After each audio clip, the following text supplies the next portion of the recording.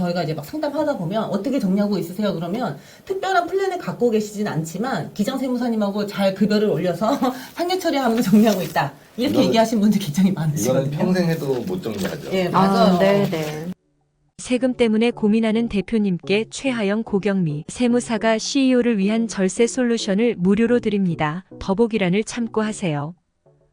안녕하십니까. 세무법인 신율입니다. 오늘은 고경미 세무사님, 최하영 세무사님 나오셨습니다. 안녕하세요. 안녕하세요.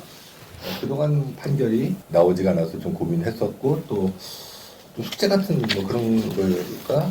맞죠? 네. 대법원 판례가 나와서 네. 일단 그거부터 좀 고세무사님이 말씀해 주실 건가요?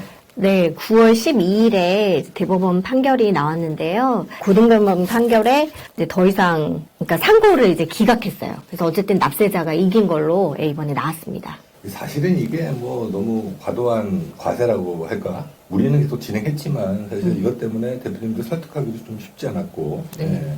이번에 좀 시원하게 좀 나와서 네. 이게 이제 어떤 내용이죠? 이 증여를 하고 나서 그 다음에 이제 소각을 했을 때 기존의 이제 국세청 입장은 증여를 부인하고 조세피 목적이 있는 증여라고 해서 부인을 하고 이제 그 의제배당으로 과세를 했는데요. 그 차액에 대해서 과세를 했는데 이제 증여를 부인한 거는 법에 문제가 있다 이렇게 보고 이제 법원이 인정을 안 한 사례입니다. 증여를 하는 거는 사실 그 취득가를 높이 하기 위해서 네. 세금을 절세하려고 우리가 증여하고 네네. 그 다음에 그 증여가를 인정받아서 뭐 소각을 하거나 자사주를 하는 거잖아요. 네. 네, 이게 사실은 아주 엄청나게 파워풀하게 세금을 줄일 수 있는 컨셉이었죠. 네.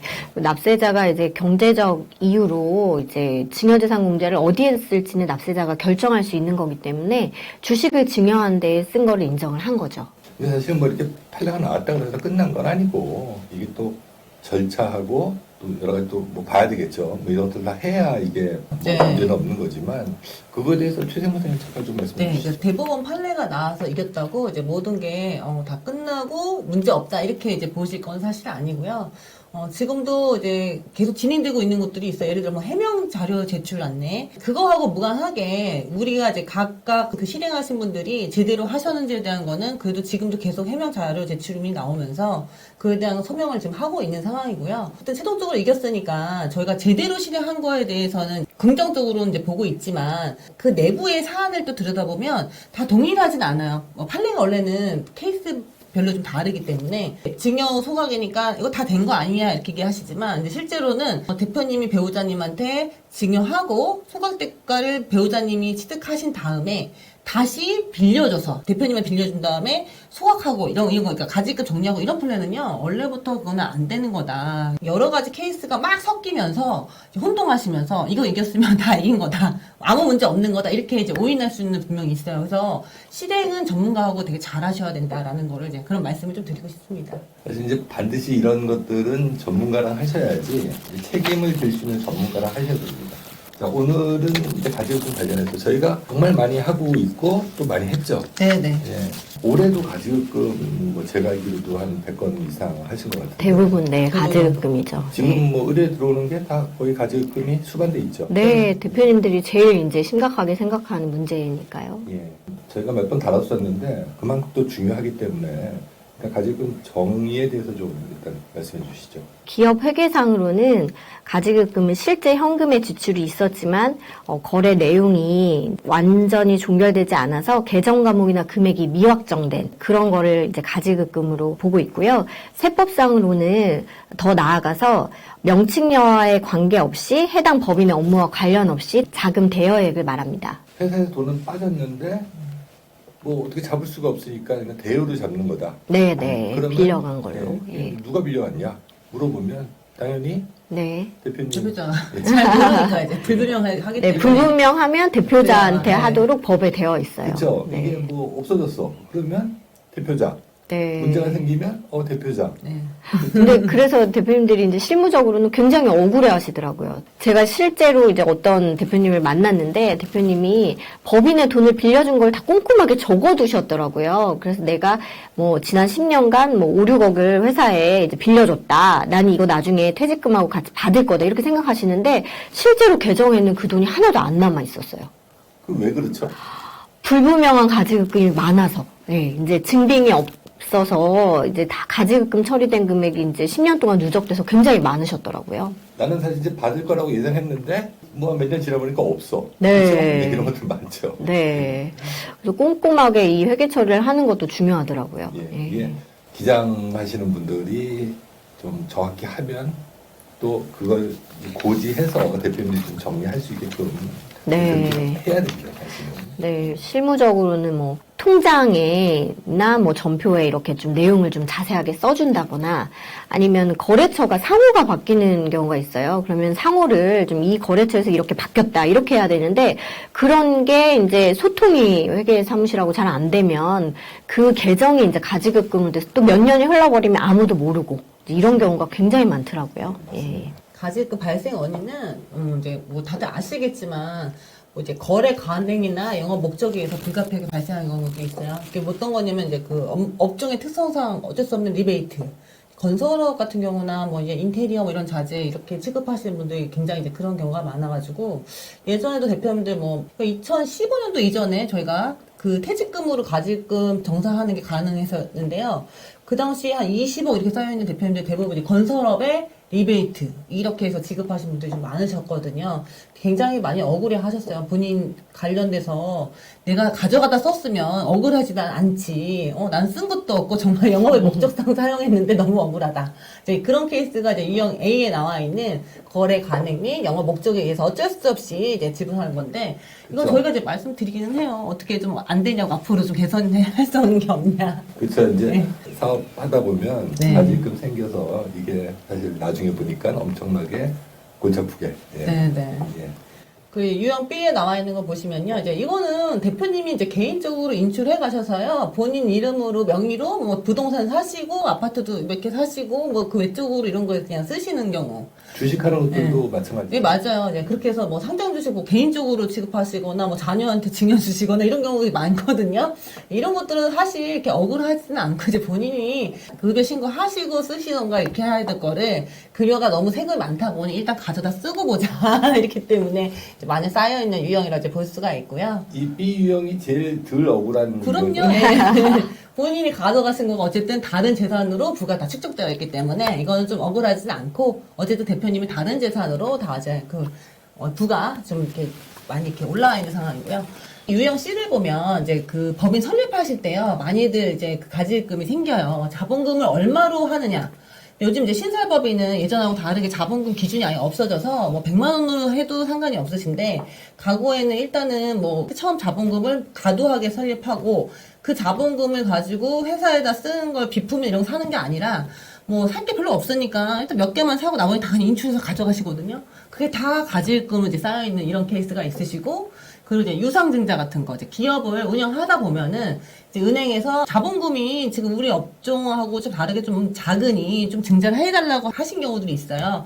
그럼 이제 그때 좀 이제 증자하시고 똑같아요. 그러니까 법인 돈으로 증자하셔가지고 그게 또 가지급금 잡혀 있는 경우도 있고 돈을 일단 넣으시고 다시 인출하셔서 가지급금으로 이렇게 되어 있는 경우들이 많이 있으세요. 그리고 이제 유형 D를 보시면 증빙 없이 지출한 금액. 사실은 요즘에는 굉장히 전산화가 많이 돼서 그 예전 같지는 않지만 과거에 이제 그런 경우들이 좀 많았어요. 뭐 기장 그 하시면서 회계 처리가 이제 예를 들어 뭐 꼭 기장세무사무실 직원 탓이 아니고요. 주신 분이 잘 목적을 써서 전달해야 되는데 그렇지 않고서 전달하다 보니까 기입이 잘 안 돼가지고 누락돼서 실제 지출을 했지만 뭐 했었는지가 이제 그게 없다 보니까 다 가지급금 잡히는 경우들이 있었고 그 외국인 불법 노동자 같은 경우에는 그거는 실제 쓴 인건비가 맞음에도 불구하고 그분들이 불법 노동자이기 때문에 그분들 신고하시게 되면요 그 퇴출당하고 이렇게 해서 어떻게 하실 수가 없는 케이스. 근데 이제 제조업 하시는 대표님들 그런 경우 굉장히 많으시거든요. 본인은 사람을 구하기 너무 힘들어서 어쩔 수 없이 이제 불법 체류하시는 노동자들 쓰는데 급여 신고는 어떻게 할 수가 없으니까. 그래서 이제 저런 경우들도 굉장히 많은 누적액으로 있어서 과거에 이제 저것도 그 정기 오류 이런 방법으로 해가지고 좀 정리한 케이스가 조금 있기는 했어요. 아무튼 그래서 이제 저게 이제 그 DU형이고 회계나 격리 이런 거 하면서 그 목적사항이 잘 누락이 돼가지고는 이제 그게 이제 가지액으로 반영되는 케이스. 이번에 이제 실무적으로 저희도 그런 경우 있었잖아요. 네. 배당을 했는데 배당한 거를 맞아요. 네, 세무사 사무실에 안내를 몰라가지고 네. 그 기장 쪽에서 안내를 안 하니까 5억인가를 배당했는데 자녀법이네. 근데 그게 안내가 안 돼서 가지입금을 이렇게 되더라고요. 네. 가지입금 5억. 네. 그래서 배당 신고도 안 했어. 그리고 심지어 누락이 됐어요. 네, 그래서 네. 그런 거는 좀 조심해야겠더라고요. 네, 그러니까 항상 세무사 사무실하고 이제 소통이 좀 중요한 것 같아요. 그러니까 자료 전달 같은 거를 잘 해주셔야 되는데 제가 안 그래도 공문서도 다 작성해서 만들어줬는데도 이게 실제로 누락이 된 케이스여서 배당 5억 했는데 누락됐으면 거기 원천징수가 이게 얼마나 크겠어요. 대표님 엄청 많아졌더라고요. 이제 그런 것들이 의사소통이 서로가 좀 잘 돼야 된다. 누구의 꼭 실수만으로 그런 게 아니라 의사소통 잘하셔서 이제 누락이 없이 잘하셔야 된다. 네, 그리고 실무적으로 또 이제 부채 비율 같은 게 이제 건설회사는 좀 중요하니까 또 은행과의 관계에서 그래서 부채를 이제 의도적으로 좀 이제 숨기는 경우가 있었어요. 그러면 부채만 숨기는 게 아니고 자산도 숨겨야 되니까 제가 본 케이스에서는 그런 경우가 거의 없는데 토지를 같이 숨겼더라고요.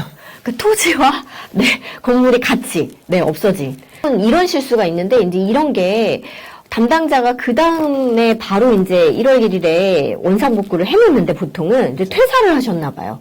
퇴사를 하시고 그게 몇 년 동안 이제 간 거죠. 그러니까 아무도 이제 그 뒷단을 모르고 이제 이런 실수 때문에 또 가지급금이 생기는 경우가 있어서 그거 바로 잡으셨나요? 어떻게 하셨어요? 네, 제가 이제 자료를 다 받아서 이제 일일이 다 들여다보는 과정에서 그게 발견이 돼서 이제 안내를 했었어요. 고생하셨겠네요. 네, 굉장히. 그러니까 저희가 이제 가지급금을 이제 해결해달라고 요청을 받으면 저희는 일단은 발생 원인부터 좀 파악을 하려고 하거든요. 발생 원인을 파악을 해도 워낙에 오래전에 이제 발생하거나 이제 누적된 거기 때문에 나중에 가서 그거를 바로잡기는 굉장히 힘들더라고요. 그래서 이제 회계 격리상 실수는 어찌 보면 대표님들이 굉장히 억울하시지만 또 대표님들이나 회사가 잘 챙겨야지 또 세무사 사무실에만 맡겨두시다 보면 이게 너무 이 여파가 크니까 좀 잘 보셔야 될 것 같아요.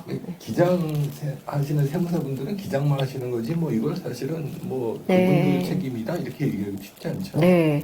그리고 이제 기장을 할 때 증자나 이제 이런 경우도 회사가 말을 안 해주면 사실은 모르고 넘어가거든요. 아니 배당했는데도 뭐 얘기 안 했다. 네, 네. 네. 그냥 돈이 빠져나간 줄만 아니까 그냥 이제 가지급금 이렇게 되더라고요. 네. 그러니까 없애는 것도 중요하지만 원인을 잘 파악해야 그 다음에 가지급금이 안 생기는 거니까. 네. 네. 다음은 이제 가지급금 문제점에 대해서 너무나 가지급금에 대해서 이제 대표님들도 많이 아시고 이제 인식이 많이 달라진 것 같아요. 제가 처음에 한 10년 전에 이런 회사를 방문해서 가지급금 얘기를 드리면 다들 가지급금이 얼마인지도 모르시고 또 이거는 기장 세무사 사무실 다 알아서 해준다. 내가 뭐 이거에 대해서 지금 그렇게 심각하게 생각하지 않는다. 이제 이런 분들이 많으셨는데 요즘에는 너무나 많이 인식을 하고 계세요. 그 문제점에 대해서. 그래서 문제점 좀 말씀을 드리면 일단은 가지급금에 대해서는 그 이자가 발생을 하세요. 회사가 빌려줬기 때문에 대표님이 이자를 회사에 갚아야 된다. 대표님이 돈을 꿔갔기 때문에 네. 이자를 내야 된다. 네, 이자를 내야 된다. 네. 네. 그래서 이 이자에 대해서 가중평균 차입 이자율로 해서 회사에 만약에 은행 대출이 있으면 그 대출액의 평균 그 이자로 내실 수도 있고요. 또 당좌 대출 이자율이라고 해서 4.6% 지금 현재는 4.6%인데 이제 그걸로 단일화해서 내실 수도 있으세요. 한 번 선택하면 3년 동안 계속해서 그 이자율로 신고를 하셔야 돼요. 예. 그래서 이거에 대해서 이자를 이제 내셔야 되는 문제도 있지만 또 이 이자가 법인의 이제 소득으로 잡히니까 또 법인세가 늘어나세요. 이자 수입이 법인의 소득이다. 네. 그러면 그 소득에 대해서 법인세를 내야 된다. 네. 그리고 또 회사가 이제 대출이 또 있으시잖아요. 그러면 대출에 대해서 그 이자 비용의 일부를 또 비용 처리를 못 받으세요. 그러니까 이 대출을 받았다는 거는 어떻든 간에 우리 사업과 관련 거에 써야 되는데 네. 대표님이 그냥 가져갔기 때문에 이건 사업과 관련이 없어서 그 이자는 비용 처리 못 해주겠다. 네. 예. 그러니까 이중의 불이익을 주고 있는 거죠. 그게 받지도 못하는 이자가 인정이자로 법인세를 더 내게 되고 또 이자 비용을 실제로 은행에 지출한 비용이 있는데도 그 비용을 일부 부인당하면서 또 법인세를 더 내게 되고 이렇게 이중의 불이익을 주고 있고요. 또 이 가지급금에 대해서는 대손 처리가 또 불가능하세요. 가지급금을 몇 년 동안 계속 못 받았다고 해도 이거에 대해서는 비용으로 인정을 못 받고 네, 대손 처리가 안 되시고요. 소득세 측면에서는 대표님께서 만약에 회사를 떠나시거나 또 상속이 일어났을 경우에 이걸 이제 세법상으로는 특수관계가 소멸됐다고 하고 있는데요. 이럴 경우에는 일시적으로 상여를 한꺼번에 받았다고 보고 있어서 가지급금에 대해서 한 번의 소득세가 또 발생을 하세요. 그러면 가지급금이 10억이면 거의 한 4, 5억 정도 네. 세금이 나오겠네요. 네. 그리고 또 가업승계 증여특례를 받을 때도 이 부분은 사업과 관련이 없는 자산이기 때문에 사업무관 자산 비율에 합산이 되면서 이 가업승계 증여특례할 때 일반 증여 부분으로 또 세금을 내게 되세요. 우리가 사실 가업승계를 상당히 많이 하니까 처음에 이 승계 컨설팅을 맡으면 가지급금을 정리하는 거를 네, 맞아요. 먼저 하고 네. 있죠. 네. 그러니까 사실은 가공자산이 이제 과다하게 있음으로 인해서 굉장히 불이익이 많으신 거죠. 네. 이건 여담인데 저번에 한번 오신 대표님도 가지급금은 아니었는데 대표님이 그 표지엄 같은 것들을 좀 많이 타셔서 그 사업무관 자산 예, 한 80%인가 70% 정도 사업무관 자산에서는 못 하시고 정리한 다음에 오시겠다고. 네. 법인에서 주식 상장지 투자도 굉장히 많이 하시잖아요. 그쵸. 잘 모르시더라고요. 그게 더 없는 거 아닌지 모르셔가지고. 그리고 저는 제일 안타까운 게 네. 예금으로 이제 두신 맞아요. 경우. 네. 굉장히 이제 차곡차곡 다 쌓아서 안 쓰시고 회사에 다 이제 다 쌓아두셨는데 그게 이제 증여특례를 할 때는 불리하게 작용을 하시더라고요. 그거 좀 자세하게 좀 말씀해 주시겠어요? 만기가 이제 3개월이 넘는 그 정기 예금이나 적금에 대해서는 금융자산에 대해서는 사업무관 자산으로 보고 있어요. 빨리빨리 재투자를 하라는 거죠, 세법상으로는. 보통 예금으로 갖고 있으면 상관없나요? 네. 5년 평균으로 따져요. 5년치 평균 잔액의 150%를 넘어가는 거에 대해서는 업무무관으로 보겠다. 내년에 좀 바뀐다는 얘기가 있던데. 이제 그 한 200%로 바뀔 예정으로 아마 나와 있어요. 통과는 안 됐지만. 뭐 이렇게 얘기하는 거 섣부를지도 모르겠는데 어떻든 간에 자꾸 법이 바뀌니까 이게 또 계속 좋게는 좋아지고는 바뀌고 있어요. 근데 바뀌는 방향이. 네. 가업승계 하라는 거죠. 하는 거죠. 네. 근데 이제 모르시고 이제 나중에 가서 하려면 굉장히 이제 낭패를 보시는 거죠. 어떤 대표님께서는 제가 이제 그런 만기 3개월 얘기를 했더니 그러면 바로 해지하고 보통 예금에 두고 하면 되는 거 아니냐 이러시는데 그러면 이제 5년 평균 잔액의 150%를 바로 초과하는 거죠. 네. 그래서 그러니까 또 안 되시고. 미리 좀 준비를 해서 네. 네. 지금 이 부분 이해가 되실지 모르겠는데 그냥 3개월짜리 그 적금 넣었다가 깨면 그거는 원래 현금 그냥 자산에 보통 예금은 그냥 들어오는 자산이니까 네. 그거는 이제 5년 평잔에 150% 넘어가는 것만 업무무관으로 보는 거고 그러면 3개월짜리 이상의 그 적금은 그냥 업무무관 자산. 그냥 바로 바로. 전액. 그런 거 안 따지고 그냥 업무무관 자산. 업무원 자산인데 네. 그 150%에 그 포함이 되나요? 아니요. 아니요. 그렇죠. 그러니까 이제 이게 안 된다는 거죠. 그렇죠? 예, 그래서 미리 이걸 좀 작전을 짜서 하셔야지. 예. 네. 작전이 중요하죠, 항상. 예, 네. 예. 절세하시려면. 예. 네. 그게 아니면 세금 다 내셔야 되고. 네. 그리고 이제 가지급금 때문에 또 주식 가치가 과다하게 평가돼요. 왜냐면 법인 입장에서는 받지 못할 이제 자산임에도 불구하고 어쨌든 자산으로 보기 때문에 미수 채권인 거죠. 부실 자산이지만 주식 가치가 그 가지급금으로 인해서 과다하게 평가되고요. 그리고 이제 세무조사 가능성이 이제 상승합니다. 왜냐면 인정이자에 대해서 이제 10억, 20억 가지급금이 늘어나면 늘어날수록 매년 대표님이 이자를 이제 주셔야 되는데 그걸 못 준다고 과세당국도 알고 있거든요. 그러면 세무조사 나와서 이제 그 부분 먼저 보고 대표님이 매년 그 이자를 연말에 넣었는지를 확인하고 있어요. 그래서 제가 실제로 세무조사 이제 대응을 해보면, 갖고 오라고 하더라고, 입금증을. 이 인정이자를 입금한 거를 확인하겠다. 그래서 입금을 안 하고 보통은 세무사 사무실에서 그냥 올려주거든요. 가지급금을 늘리는 방향으로. 그거는 다 인정을 안 하고요. 다 상여 처분되세요. 그러면 5년치에 대해서 다 상여가 되고 건강보험까지 같이 이제 나오니까 굉장히 이제 부담이 커지세요. 그래서 꼭 지금 이제 연말이 다가오고 있는데 미수이자 작년에 계상했던 그 인정이자 부분은 꼭 입금을 이제 하는 그 작업이 꼭 필요하세요. 그리고 이제 가지급금은 당연히 이제 신용등급이 저하되고요. 그리고 이게 이제 부실 채권이나 마찬가지이기 때문에 유동성이 또 악화되세요. 그래서 이런 부분 좀 조심하셔야 되고요. 근데 기업 진단받는 업종 같은 경우에는 실질자본금 산정할 때는 이게 또 차감되니까 자산이 굉장히 많아서 실질자본금에 영향이 없겠다, 이제 문제 없겠다 하셨는데 이 가지급금이 이제 빠지면서 또 자본금 못 맞추는 경우도 있으니까 꼭 그거 확인하셔야 되고요. 또 청산 시점에는 당연히 청산 시점에는 원금이 이제 상여처분 되세요. 이제 바로 한 번에 가져간 걸로 봐서 상여처분 된다. 근데 저희가 이제 상담하다 보면 최근 들어서 그런 분들이 많잖아요. 청산하면 왜 그렇게 많이들 얘기하시죠, 오셔가지고. 네. 없어지는 거 아니냐. 없어지는 거 아니냐. 네. 이제 모르셔가지고 오면은 오셔가지고 다 그런 말씀하세요. 나 죽으면 네, 없어지는 없어지는 거다. 근데 근데 그렇지는 뭐, 않거든요, 사실. 그럼요. 예. 나 전- 죽었는데 안 없어지면 상속되나요?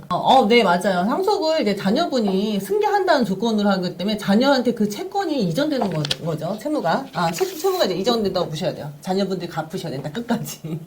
그리고 실제로 부채 상환에 대한 해명자료 제출 안내문을 보내고 있어요. 그래서 그 상속세 결정에서 인정된 부채에 대해서 부채가 줄면 그거를 자력 상환을 어떻게 했는지를 소명해라 해서 해명자료 제출 안내를 하고 있어요. 그러니까 어떻게 갚았는지도 끝까지 국세청이 확인한다 이렇게 보셔야 되고요. 그리고 전산망이 요즘에 너무 잘 돼 있어서 뭐 1, 2억 이렇게 좀 작은 금액이면 모르겠지만 가지급금이 굉장히 큰 상태로 회사를 이제 청산까지 가면 아니면 청산 안 하고 그냥 두면 유야무야 뭐 되지 않겠냐 이렇게 생각하시는데 그게 아니더라고요. 끝까지 쫓아간다. 그냥 이게 그냥 감으로 이렇게 하면 되지 않을까 이렇게 하다가 한번 맞으시면요 이제 굉장히 이제 돌이키기가 좀 어려우시니까 사실 많이들 오셔서 여기 저희가 이제 많이 그 말씀 하시잖아요. 최근에 지난달 계약하신 저희 대표님은 이제 매각 얘기하셨어요.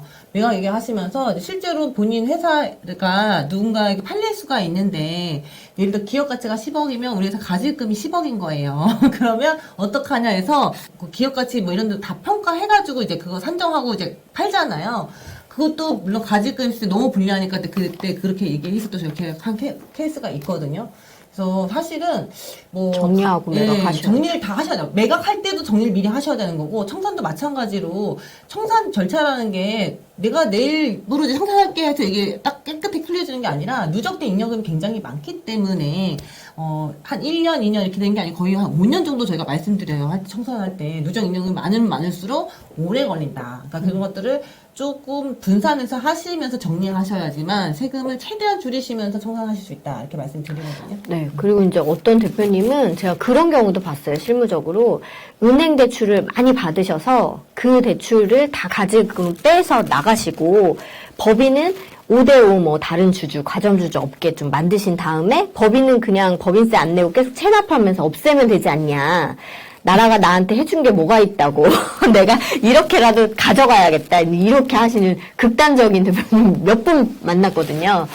근데 제가 그렇게 해서 그게 안 될 텐데 이렇게 이제 생각만 했는데 정말로 그런 안내문을 봤어요. 뭐라고 국세청이 보내냐면 법인을 대신해서 채무 갚아라 이렇게 보내더라고요. 맞아요. 봤어요. 네. 안내문이 그렇게 왔더라고요. 네, 안내문이 일을 되게 잘하고 있어요. 네, 법인의 체납세금이 있으면 법인이 주주한테 못 받은 돈, 그러니까 가지급금으로 못 받은 채권을 회수해서 그 법인세 갚으라는 거죠. 그거를 국세청이 대신해서 보내더라고요.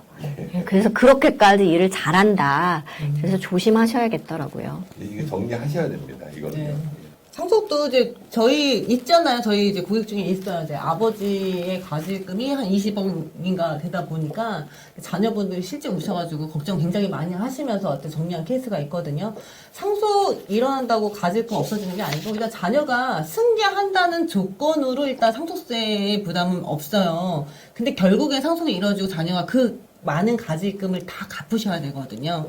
그렇기 때문에 이제 그것도 요즘은 좀 현명하게 어쨌든 간에 돌아가시기 이미 뭐 어디가 아프시다 그러면 한 2년 전부터 이미 저희한테 오셔서 상담받고 이제 그렇게 해서 좀 차근차근 없애면서 최대한 상속이 일어날 시점에는 거의 어느 정도 정리하시고 상속이 이루어지게끔 이렇게 이제 컨설팅을 하고 있기 때문에 어쨌든 정리하셔야 된다. 자녀분들한테 굉장히 큰 부담이 되시고 실제로는 최근에 저희 그 대표님 저번에 말씀드렸지만 돌아가셨는데 상속을 포기하겠다는 거예요. 그 회사 지금 부채밖에 없기 때문에. 근데 가세관청은 그거는 그거고 상속 포기하더라도 가지금은 그거는 승계하겠다 이런 입장이기 때문에 그 추정 상속 재산으로 네. 또 이제 과세되고. 그래서 네. 그거는 이제 그게 그 생각하신 것처럼 뭐 죽는다고 해결되는 건 아니다라는 거를 끝까지 네. 따라간다. 네. 이렇게 보셔야 될 것 네. 같아요. 예, 알겠습니다. 정리 방안에 대해서 좀 말씀해 주시죠. 네, 제가 이제 간단하게 좀 설명을 드리면 일단은 화면에 있는 걸 설명드릴게요. 일단 급여나 상여로 많이들 말씀하시거든요. 저희가 이제 막 상담하다 보면 어떻게 정리하고 있으세요? 그러면 특별한 플랜을 갖고 계시진 않지만 기장세무사님하고 잘 급여를 올려서 상여 처리하면서 정리하고 있다. 이렇게 이거는- 얘기하신 분들 굉장히 이거는 많으시거든요. 평생 해도 못 정리하죠. 예, 맞아요. 네, 네. 세부담이 너무 크고 준조세라고 하는 건보료에도 다 부담이 있기 때문에 사실 좀 어려우시고요. 배당도 많이들 얘기하세요. 배당 받아서 하고 있다. 뭐 이렇게 하는데 사실 급여나 배당으로 해서 하는 것들은 좀 올바른 방법은 좀 아니시거든요. 그리고 이제 저희가 이제 그래서 많이 제안하는 방법이 지금 위에 있는 것처럼 일단 임원 퇴직금 활용하시는 거 일단은 이제 제도 정비를 이제 활용해서 일단은 배수에 맞게끔 우리가 그 제도만 정비를 해놓는 거고 나중에 그건 퇴직하시면서 일정 부분을 정리하시라고 제도 정비를 좀 활용하는 방법이 있고요.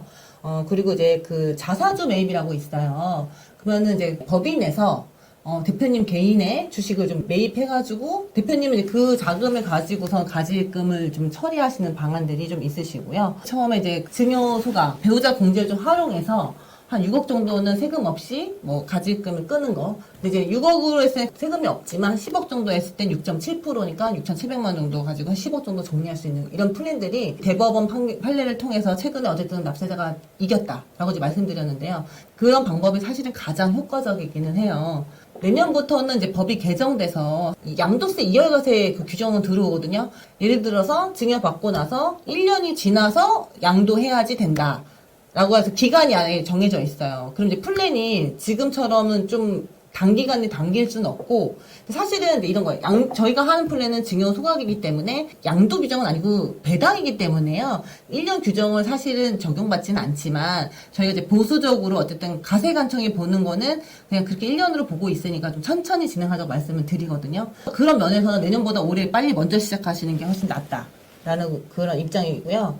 그리고 이거 말고 저희가 이제 액면가의 이익소각 이런 방법으로 하는 방법들이 있어요. 그것들은 좀 이제 섞어서 쓰시면. 네, 여러 가지를 이제 사실은 기업의 컨디션에 따라서 저희가 한 가지만 제안 드릴 수도 있고 두 가지, 세 가지 이렇게 좀 복합적으로 제안 드릴 수 있는 부분들이 있는데 액면가의 이익소각은 어쨌든 본인이 가지고 있는 주주들 이 주식 컨디션에 따라서 액면가에 소각하시면서 가지금을 본인이 갚으실 수 있는 그런 정리 방안들이 있고 저희가 이제 그 옆에 특허권 양수도 이렇게 나와 있는데요. 사실 저희가 특허는 정말로 대표님이 입증할 수 있는 특단의 이제 그런 케이스가 아니면 저희가 건의해드리지는 않아요. 왜냐면 이제 대부분 다 부인당하시고 이러기 때문에 그런 부분들이 아니고 뭐 이제 우리가 뭐 개인 사업자 법인 전환 하실 때 영업권이나 아니면 기존에 갖고 있는 상표권 이런 거 가지고 이제 그 직접 뭐 재산권이라고 하죠.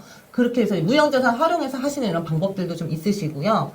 그리고 이제 여기에는 나와 있지 않지만, 뭐 회사가 여러 개 복수법인을 갖고 있을 경우에는 서로 간의 주식을 좀 처분하거나 매매해서 좀 정리할 수 있는 방안들을 좀 제안해 드리고 있고, 개인 부동산을 대표님이 갖고 있을 경우에 그 부동산을 좀 처분해서 법인의 가지금 정리하는 방안들. 그래서 여러 가지 그 회사의 컨디션에 따라가지고 좀 제안을 해드리고 있습니다. 그리고 전세보증금 활용하는 것도 있잖아요. 네, 네. 네. 그런 것도 있어요. 네. 그러니까 이제 법인이 개인 부동산, 대표님 부동산에 이제 들어와서 임대를 하고 있을 경우에는 그럴 때는 임대료나 아니면 보증금을 활용해서 가지금을 목돈을 이제 한 번에 좀 해결을 해드리고 있어요. 이렇게 많이 올려도 될까요? 보통은?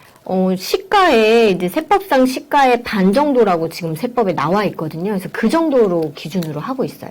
이제 시가라는 게 부동산 가액. 네, 가액이 10억이다. 그러면 이제 5억 정도는 보증금으로 할 수가 있는 거죠. 네. 대신 대표님이 이제 뭐 간주 임대료라든지 이런 거는 좀 부담을 하시면서 하는데 어쨌든 가지급금을 한 번에 이제 떨 수 있고 또 상속재산을 할 때 또 부채가 생기기 때문에 상속세도 줄고 그래서 복합적으로 보면 굉장히 좋은 플랜이 나오더라고요. 제가 이제 보면은 시기를 잘 이렇게 놓치지 않으시는 게 중요한 것 같아요. 시기를? 어떤 플랜이든지. 네. 왜냐면 특히 이제 퇴직금 중간정산할 때 그때 저희가 매번 말씀드리지만 굉장히 많이 해결해 드렸잖아요. 그때 맞아요. 뭐 퇴직금으로. 왜냐면 퇴직을 하는 시점이 거의 이제 법인이 뭐 승계를 하는 상황 아니고서야 이제 회사가 좀 안 좋아질 때, 그러니까 퇴직금이 정관상 굉장히 많지만 그거를 못 받고 법인에 돈이 안 쌓였으면 못 받고 끝나시잖아요. 그렇죠. 근데 그거를 중간에 중간 정산으로 가지급금 해결을 하시면 정말 너무 좋으시잖아요. 그거를 15년에 굉장히 많이 해드렸거든요. 근데 이제 그 다음에 법이 바뀌어서 못 하고. 그러면 그때 했던 분들은 혜택을 받고 이제 법이 바뀐 다음에 아신 분들은 이제 땅을 치고 후회하시고. 이제 그런 게 계속 반복인 것 같아요. 근데 아시는데도 안 하신 경우도 있어요. 뭐 리스크가 많다는 도 이렇게 이제 그런 거 다 따져가면서 이제 안 하시는데 사실 모든 컨설팅은요 빠르게 먼저 본인이 빨리 판단하시고 하시는 게 사실 믿을 만한 분하고 하시는 게 시도를 제일 중요하죠. 많이 하시는 거고요. 저희가 이제 그렇게 뭐 제안해드린 게 리스크를 다 고려해서 사실 제안해드리는 거기 때문에 터무니없이 이제 진행을 안 하는데 그럼에도 불구하고 이제 따지기만 하시다가 이제 끝나는 경우들도 많이 있으시죠. 왜냐면 이제 급여 상여 배당 이런 거는 좋지만 이걸로 하려면 정말 해결이 안 되거든요. 세금도 많이 나오고. 한 10년, 20년 이렇게 걸려서 네. 하셔야 되는 거니까. 못하죠. 네. 그동안에 기회비용도 많고, 법인세랑 이제 중간에 많이 내셔야 하잖아요. 예. 근데 저희 뭐 지금 이익소각도 오늘 대법원 판례에 나온 것도 말씀드렸지만 어쨌든 대법원 판례까지 나온 상황이니까 법이 이번에 개정안에는 법이 바뀌지 않았지만 어쨌든 또 바뀔 수 있는 거니까 바뀌기 전에 좀 빨리 결정하셔서 그쵸. 네, 하셨으면 좋겠고요. 또 배우자 증여공제를 활용하는 거기 때문에 빨리 하셔야 10년 뒤에 또 내 기회가 있잖아요. 그러니까 좀 빨리 이제 진행을 하시는 건 좀 필요하실 것 같아요. 요즘 좀 사실 아쉬워요. 왜냐면 좋은 플랜들은 하도 질의를 많이 해가지고 금방금방 법이 바뀌어가지고 없어지더라고요. 그래서 참 이제 저희도 이제 사실은 매번 뭐 절세 솔루션을 하지만 그게 매번 나오는 플랜은 사실 아니기 때문에 지금까지 많이 뭐 기다렸다가 대법원 나오고 하시겠다는 사람들 많으셨거든요. 다 나왔어요. 이제는 이제 하시는 것만 남았습니다. 어떻든 간에 가지금이 있으시면 좀 이제 상담을 받고 해결하시는 것들을 추천드립니다. 오늘도 여기까지 하겠습니다. 감사합니다. 네, 감사합니다. 감사합니다.